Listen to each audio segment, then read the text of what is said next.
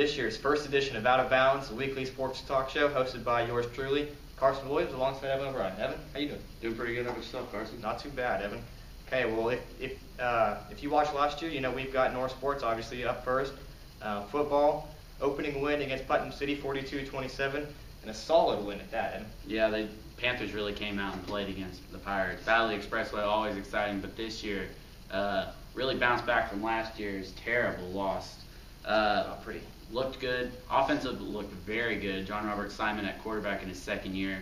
Looks like him and the receivers, including Robert Davis and Alex Clark, have really connected this year.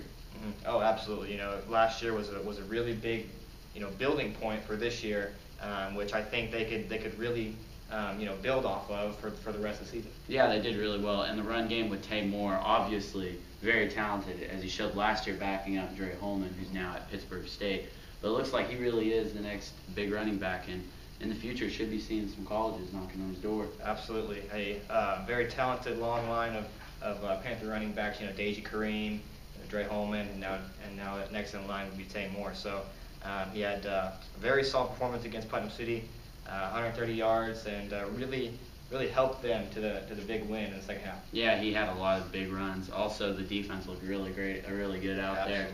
Reuben Hunter hopefully playing a full season for the first time since freshman year. Dylan Peavy had a really outstanding game. And Alex Clark back at safety had that pick right before the end of the first half that almost went back all the way. Absolutely. But then next week, they traveled to Mustang, where the Howling Winds really got the best of them as they lost 17-0 and dropped to 1-1. But the offense, they actually look not too bad. It's just they need to capitalize in the red zone whenever they make those long drives. And some of the worst weather I think that I've ever been to any sports games. Miserable, cold, rainy, windy, everything that could go wrong. And offenses had a lot of long drives, including first drive of the game. They traveled 80 or 75 yards down the field just to get stood up on fourth and goal. They just had a lot of drives. They couldn't kick field goals, and Mustang, always one of the very physical teams. A lot of uncalled late hits, some cheap shots taken by Mustang, which is always to be expected. Oh yeah, they have a really talented defensive end, Tucker Kalmus, who's actually the nephew of former Oklahoma great Rocky Kalmus. He actually put on some weight this summer and moved from linebacker to defensive end. So he's going to give a lot of offensive lines. He's going to give them a lot of trouble this year. Sure is. On the volleyball now. Volleyball 0-17 to start off the year. A little bit of a rough start. They have all the pieces, just can't put them together this year. Junior setter Cooper Taylor now returning and did play our first game this week. And so maybe looking to capitalize on that and get some wins. Yeah, losing girls like Tally Thompson, Maddie Watts, Allie Rooks, that's really hurtful to your program. But hopefully they can bounce back with, like you said, Cooper coming back, and maybe next year having that talent this year, maybe coming back next year to help them out. Very true. On the softball now, the team is 15-7. They are 6-5 in district play. Very young team this year. Only two seniors, Cassie Kingsley, who has missed time with a knee injury, and Danny Neeson, their catcher. Like I said, they're very young, starting a freshman at shortstop, which is pretty unheard of. But they are riding a 3-game losing streak right now. They lost a doubleheader to Edmond North on Tuesday, and they lost to Mustang on Monday. They were 10th ranked, but we'll see we'll see what happens with that. They have PCO tournament this weekend, so go ahead and check them out. And senior night is Monday. And cross country, they've only had one meet this year so far, and they placed 7th in the Carl Albert tournament. So that's Panther sports for you. Our first topic this week is college football. Always something big in Oklahoma come this time of the year. You've got OU, OSU.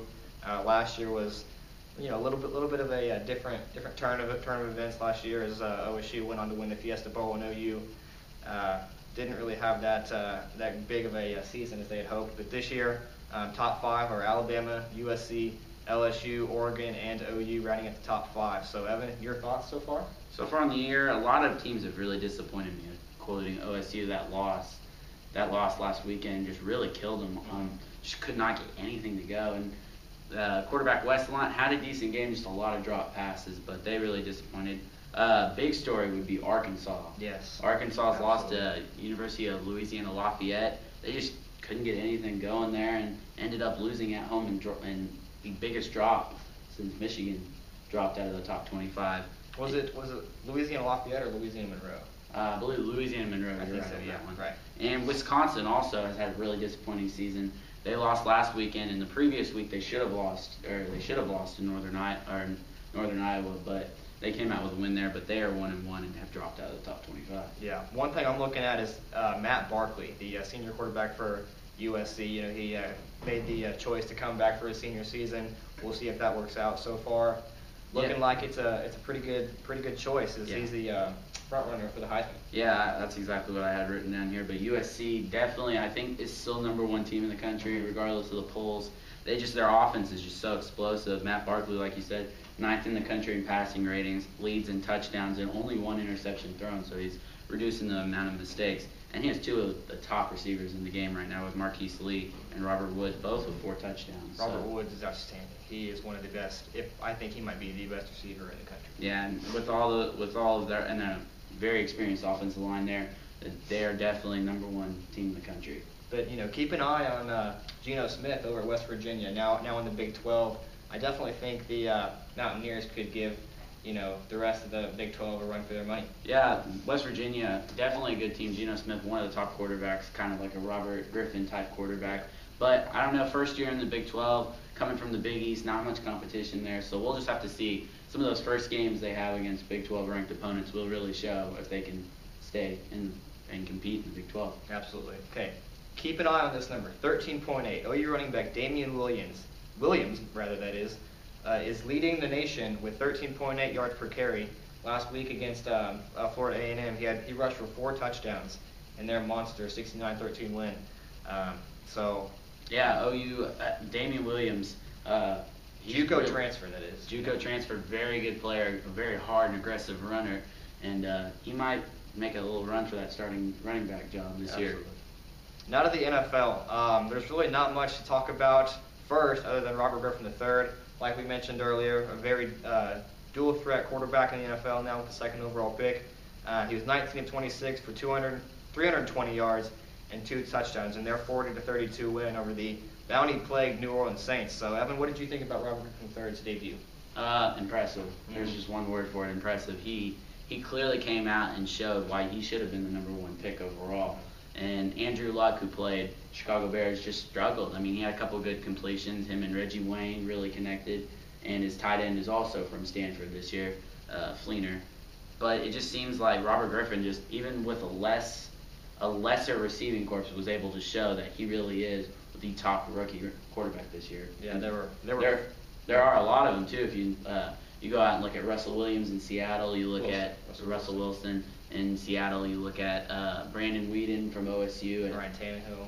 Yeah, and it's a really deep quarterback, but I believe that he will come out as the rookie offensive player of the year. Out of those 5 quarterbacks, week 1, Robert Griffin III was the only one to get the win, so it's pretty impressive. Like you mentioned, Brandon Weeden didn't really have the best debut ever. Yeah, might even be down as one of the worst ever. Yeah, threw three picks and ended up with a 5.1 quarterback rating, which by my standards is not that great. Yeah, it would definitely have to be in a lesser performance. He just didn't seem to connect well, and Cleveland really isn't exactly talented at the receiver position, right. So he has had a lot of work with. I think one thing we can say for sure is Peyton Manning is back. Absolutely. Peyton Manning looks very impressive. He threw for 253 yards on 19 of 26. Same passing numbers as Robert Griffin III, which was pretty ironic, and then also threw 2 touchdowns as well. Yeah, they really did. And one of the teams last weekend that really surprised me was the Packers. Mm-hmm. Really just couldn't get anything going, or they played San Francisco a really good game. San Francisco is one of those teams to watch out for. And their defense really struggled. They really went out in the draft and looked to rebuild their defense because they give up a lot of big plays. They gave up 377 yards to San Francisco, who's really known for their defense. Mm-hmm. So absolutely. We'll have to see if Aaron Rodgers can lead without a good defense. Personally, I thought Joe Flacco and the Ravens looked pretty outstanding in their Monday Night Football showcase against the Bengals. I just thought, the way that he led that offense time and time again down the field, I don't think he's one of the top quarterbacks in the league, but he's just below that line. So yeah, with Flacco, he did come out this summer, as you remember, made a big statement saying he is the top quarterback, which every quarterback believes they are, but he really has come and he had the actions to back up his words. So we'll look to see if he can keep himself as a top 5 quarterback. Okay, next number to keep an eye on. 1. Robert Griffin III is the first rookie quarterback to win Offensive Player of the Week following his debut. Yeah, he was just incredible. It's pretty impressive. Okay, we're going to go to break real quick, but we'll be right back.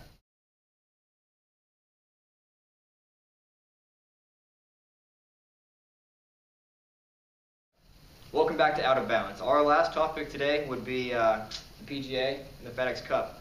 Rory McIlroy has really just been dominating these past month and a half. So, he's gotten off to, or he got off to a pretty bad season, but has really picked it up in the last couple weeks with his win at the PGA Championship, the last major of the season, and now with his 2 wins in the FedEx Cup at the Deutsche Bank and the BMW.